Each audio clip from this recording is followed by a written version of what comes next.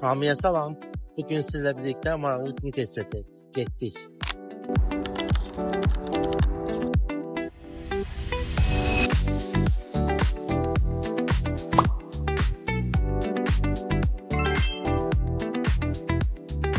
Yanımda adın tələbəsi var. Salam.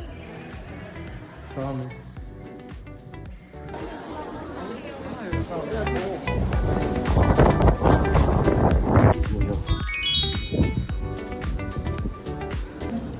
Şey qaydasındadır. Yeməyimiz, içməyimiz, pastel, paltar, hər şey qaydasındadır.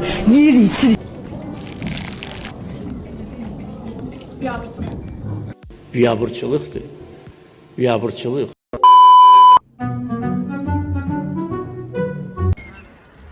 Günün üçüncü yarısından salam. Ay salam aleyküm. A few moments later.